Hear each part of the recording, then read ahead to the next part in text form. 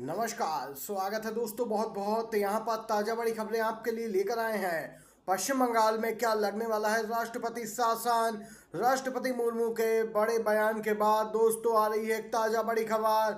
मोदी सरकार विपक्ष के सामने लगातार टेकती जा रही है घुटने। वहीं सीएम ममता बनर्जी के एक्शन से उड़े हैं बीजेपी के होश। पश्चिम बंगाल में राष्ट्रपति शासन लगाने की क्या तैयारी पूरी हो गई है। जी हां, राष्ट्रपति के लेख से सुगबुगाहट तेज है। क्या छीन ली जाएगी सीएम ममता की कुर्सी। दूसरी तरफ ब्रजभूषण को लगा है हाई कोर्ट से बड़ा झटका। जी हां दोस्तों, जज ने कही है ब्रजभूषण को लेकर ऐसी बात। बीजेपी में मची खलबली। इसी प्रकार की हर एक खबर जानेंगे दोस्तों। आगे आप लोग बने रहिए साथ में। और आप भी मानते हैं 2024 के विधानसभा चुनाव में हरियाणा और जम्मू कश्मीर में इंडिया गठबंधन जीत सकता है, तो लाइक कीजिएगा वीडियो को दोस्तों। पहली अपडेट की ओर बढ़ते हैं और पश्चिम बंगाल से आ रही है।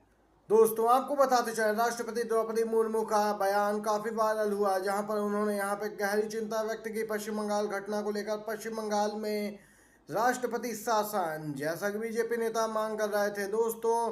राष्ट्रपति मुर्मू के लेख से सुगबुगाहट तेज है। क्या छीन ली जाएगी सीएम ममता बनर्जी की कुर्सी। यहाँ पे बड़ी अपडेट आ रही है दोस्तों। पश्चिम बंगाल में हिंसा को लेकर लगातार टीएमसी को घेरने में लगी बीजेपी। राज्यव्यापी बंद तक बुलाए जा रहे हैं। गौरतलब है, राष्ट्रपति मुर्मू ने महिलाओं के खिलाफ अपराधों पर आक्रोश जाहिर करने के साथ ही इस पर अंकुश लगाने की आह्वान करते हुए कहा था, बस अब बहुत हो चुका। अब वो समय आ गया है कि भारत ऐसी विकृतियों के प्रति जागरूक हो और उनसे मानसिक मुकाबला करे जो महिलाओं को कम शक्ति, कम सक्षम और कम बुद्धिमान के रूप में देखते हैं। दोस्तों आपको बताते चले, यहाँ पे लगातार बीजेपी नेता मांग कर रहे हैं। यहाँ तक कि राज्यपाल सीवी आनंद बोस ने भी गृह मंत्री और राष्ट्रपति से मुलाकात की थी।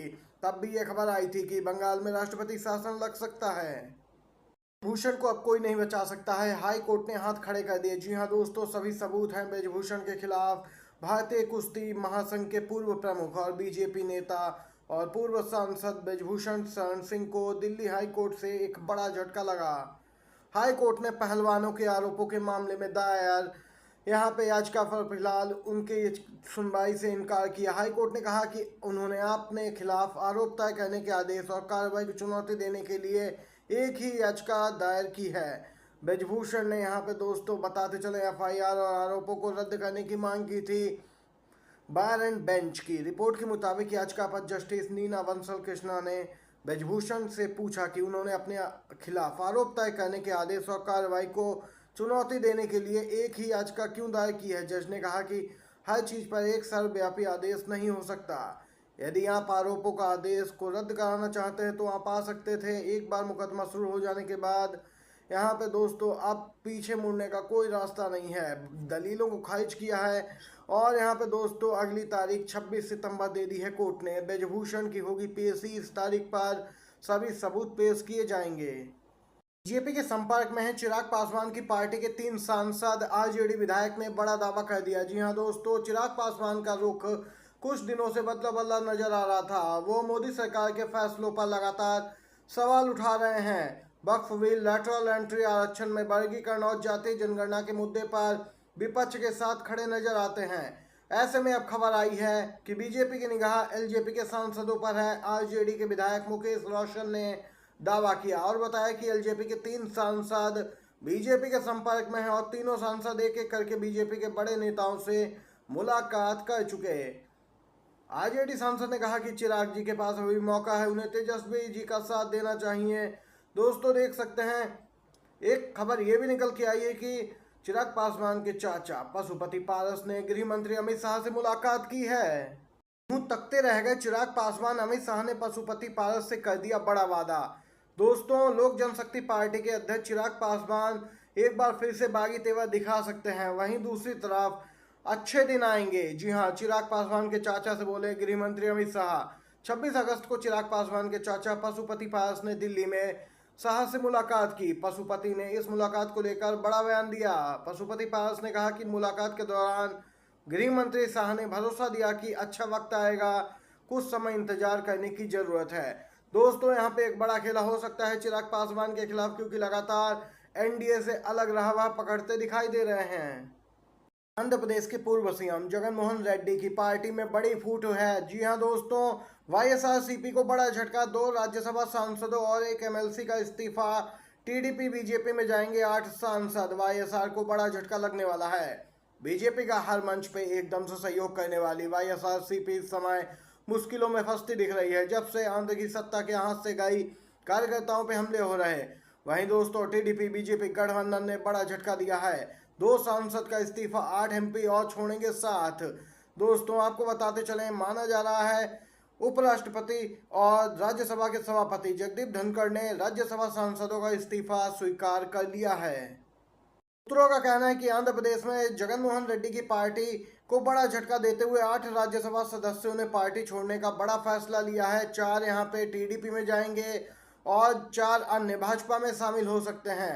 आंध्र प्रदेश में राज्यसभा की कुल 11 सीटें हैं। 2019 में वाईएसआरसीपी के सत्ता में आने के बाद 3 चरणों में हुए चुनाव में सभी 11 सीटों पर वाईएसआरसीपी के नेता राज्यसभा के लिए चुने गए। हर बिल पर इन्होंने यहाँ पे बीजेपी का खुला समर्थन किया, जबकि विपक्ष को इन्होंने दोस्तों सिरे से नजरअंदाज किया। वहीं दोस्तों यहाँ पे बीजेडी के साथ भी हुआ उड़ीसा में और आंध्र में उसी प्रकार का घटनाक्रम देखने को मिल रहा है। हरियाणा विधानसभा चुनावों की तारीख को आगे बढ़ाने का बीजेपी का प्लान फ्लॉप, चुनाव आयोग ने दिया बड़ा झटका। दोस्तों चुनाव आयोग पहुंची थी बीजेपी और आईएनएलडी, लेकिन चुनाव आयोग से मुंह की खानी पड़ी है। चुनाव आयोग ने एक सिरे से नकार दिया इनका दोस्तों जो यहाँ पे प्रपोजल था। आपको बताते चलें, आयोग ने मतदान आगे बढ़ाने की मांग को ठुकरा दिया है। दरअसल बीजेपी चाहती है कि हरियाणा में 1 अक्टूबर को मतदान ना हो। तर्क दिया जा रहा है कि छुट्टियां पड़ रही हैं, लोग कम मतदान के लिए बाहर निकलेंगे। लेकिन दोस्तों असल घबराहट बीजेपी की सभी समझ गए हैं कि सत्ता हाथ से जाती दिख रही है, इसीलिए जितने दिनों का समय मिल जाए वही ठीक है। इतने में ही कोई ना कोई जुगाड़ कर ली जाएगी, बड़ा खेला कर दिया जाएगा। वहीं दोस्तों अब अपडेट आई है, चुनाव आयोग ने साफ इनकार कर दिया है और कहा कि पूर्व में जारी कार्यक्रम के अनुसार ही हरियाणा विधानसभा चुनाव संपन्न कराए जाएंगे, उसमें कोई भी बदलाव नहीं होने वाला। दोस्तों ये अपडेट निकल के आई है। अगली खबर की तरफ बढ़ते हैं। तुम दिन को दिन कहो, रात तो रात, वरना हवालात। प्रियंका गांधी ने यूपी सरकार पर साधा निशाना। कांग्रेस महासचिव प्रियंका गांधी वाड्रा उत्तर प्रदेश सरकार की नई सोशल मीडिया पॉलिसी पर सवाल उठाया है। उन्होंने पूछा, तुम दिन को कहो, रात तो रात, वरना हवालात। नीति सच को दबाने का एक और तरीका है। दोस्तों योगी सरकार ने बीते दिन कैबिनेट की बैठक में नई सोशल मीडिया पॉलिसी को मंजूरी दी, जिसको लेकर विपक्षी दल सरकार को घेर रहे हैं।